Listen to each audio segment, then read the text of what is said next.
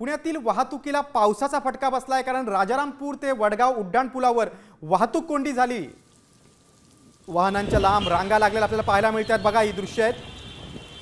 पुण्यामध्ये आज अगदी सर्वच भागामध्ये मुसळधार पाऊस झालेला आहे आणि सगळ्यात मोठा फटका हा वाहतुकीला बसलेला आहे। वाहतूक कोंडी ठिकठिकाणी झालेली आहेत। आता ही जी आपण दृश्य बघतोय ही दृश्य आहेत राजारामपूर ते वडगाव उड्डाण पुलावरची। या दरम्यान वाहतूक कोंडी झालेली आहे, वाहनांच्या लांब रांगा आहेत।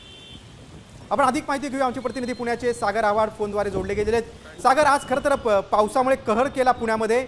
आपण आता दृश्यामध्ये बघतो की किती भली मोठी रांग आहे वाहनांची। सद्यस्थिती काय आहे?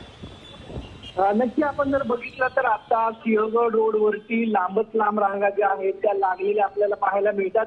शहरातील उपनगरामध्ये अक्षरशः धोंधार पाऊस जो आहे तो झालेला आहे। रस्त्यांवरती पाणी जमा झालेलं आहे आणि सर्वात महत्त्वाचं म्हणजे अनेक ठिकाणी रस्त्यांमध्ये गाड्या ज्या आहेत त्या पाण्यामध्ये फसलेल्या आपल्याला पाहायला मिळतात। सर्वात महत्त्वाचं म्हणजे सिंहगड रोड ते राजाराम पूल ते वडगाव पूल हा रस्ता जो आहे तो वाहतुकीसाठी नवीन उड्डाण पूल बांधण्यात आलेला आहे आणि या उड्डाण पुलावरती मोठ्या प्रमाणावरती वाहतूक कोंडी झालेली आहे। गेल्या 1.5 तासापासून जोरदार पाऊस जो आहे तो पुणे शहर आणि उपनगरामध्ये सध्या सुरू आहे।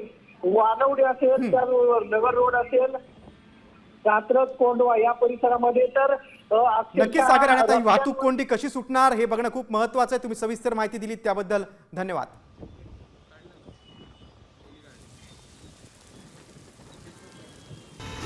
पुढची बातमी देखील पुण्यातलीच आहे। पुण्यात आपण वाहतूक कोंडी कशी झाली पाहिले। आता बघा, पावसामुळे मान्सूनपूर्व पावसामुळे पुणेकरांची कशी दणादण उडालेली आहे। शहरातील रस्त्यांना अक्षरशः नद्यांचं स्वरूप आलेलं आहे। आपण ही दृश्य बघतो, ही वानवडी भागातील दृश्य आहेत। फुटपाथसह रोडवर देखील पाणीच पाणी साठलेलं आहे। गाड्या बंद पडल्या, त्यामुळे वाहन चालकांची तारांबळ उडालेली आहे।